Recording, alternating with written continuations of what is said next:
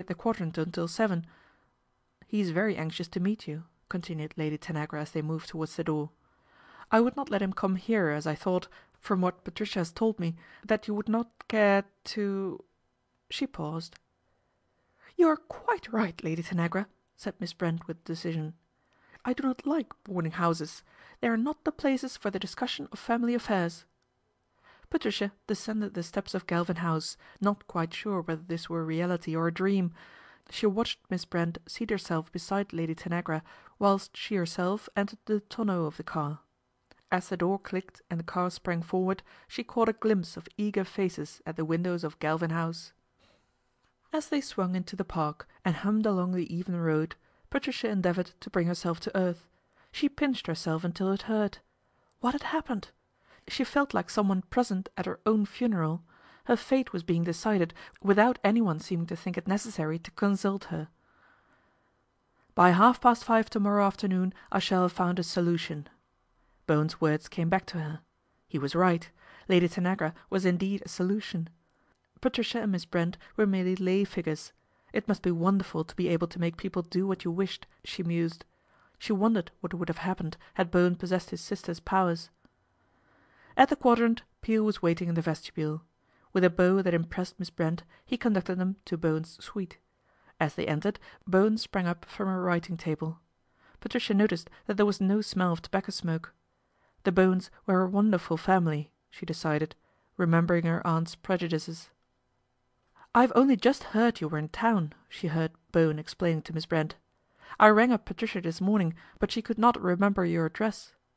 Patricia gasped, but seeing the effect of the grey lie — it was not quite innocent enough to be called a white lie, she told herself — she forgave it. During tea Lady Tanagra and Bowen set to work to " play themselves in," as Lady Tanagra afterwards expressed it. " Poor Aunt Adelaide," Patricia murmured to herself, " they'll turn her giddy young head."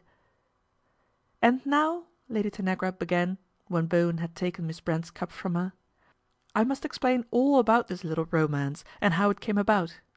Patricia caught Bowen's eye and saw in it a look of eager interest. " Patricia wanted to do war work in her spare time," continued Lady Tanagra, " so she applied to the V.A.D. at St. George's Crescent. I am on the committee, and, by a happy chance," Lady Tanagra smiled across to Patricia, " she was sent in to me. I saw she was not strong and dissuaded her." Miss Brent nodded approval. " I explained," continued Lady Tanagra, " that the work was very hard and that it was not necessarily patriotic to overwork so as to get ill. Doctors have quite enough to do." Again Miss Brent nodded agreement. " I think we liked each other from the first." Again Lady Tanagra smiled across at Patricia, " and I asked her to come and have tea with me and we became friends. Finally, one day when we were enjoying a quiet talk here in the lounge, this big brother of mine comes along and spoils everything." Lady Tanagra regarded Bowen with reproachful eyes. " Spoiled everything ?" enquired Miss Brent. " Yes, by falling in love with my friend, and in a most treacherous manner she must do the same." Lady Tanagra's tone was matter of fact enough to deceive a misanthropist. Patricia's cheeks burned and her eyes fell beneath the gaze of the others. She felt as a man might who reads his own obituary notices. " And why was I not told, her sole surviving relative?" Miss Brent rapped out the question with the air of a counsel for the prosecution. " That was my fault," broke in Bowen.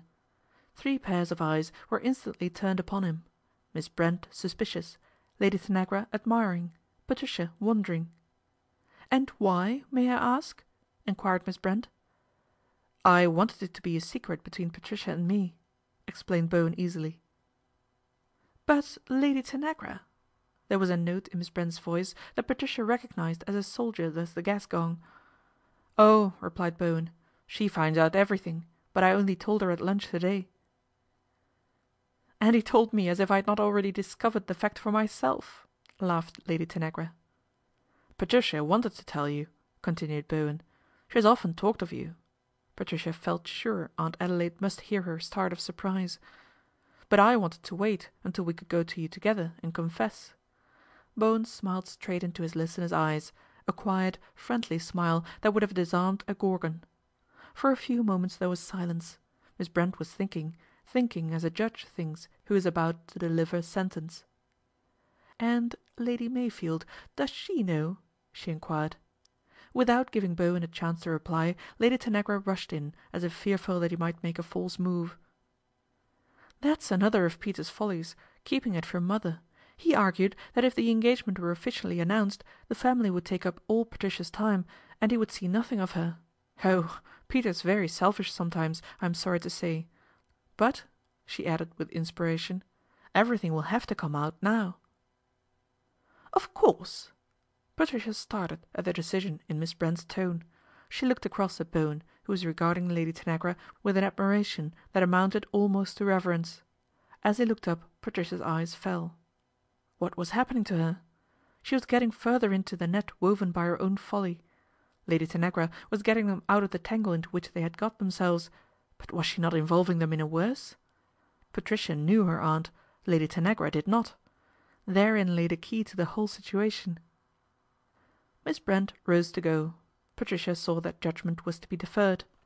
She shook hands with Lady Tanagra and Bowen, and, finally, turning to Patricia, said, "I think, Patricia, that you have been very indiscreet in not taking me into your confidence, your sole surviving relative."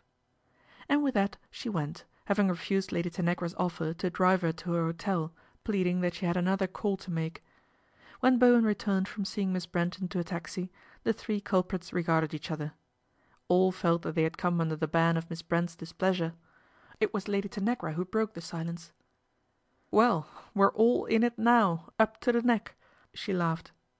Bowen smiled happily, but Patricia looked alarmed. Lady Tanagra went over to her and bending down, kissed her lightly on the cheek. Patricia looked up, and Bowen saw that her eyes were suspiciously moist. With a murmured apology about a note he was expecting, he left the room. That night the three dined at the Quadrant. To get to know each other, as Lady Tanagra said. When Patricia reached Galvin House, having refused to allow Bowen to see her home, she was conscious of having spent another happy evening. "Up to the neck in it," she murmured as she tossed back her hair and began to brush it for the night. "Over the top of our heads, I should say." End of chapter 9.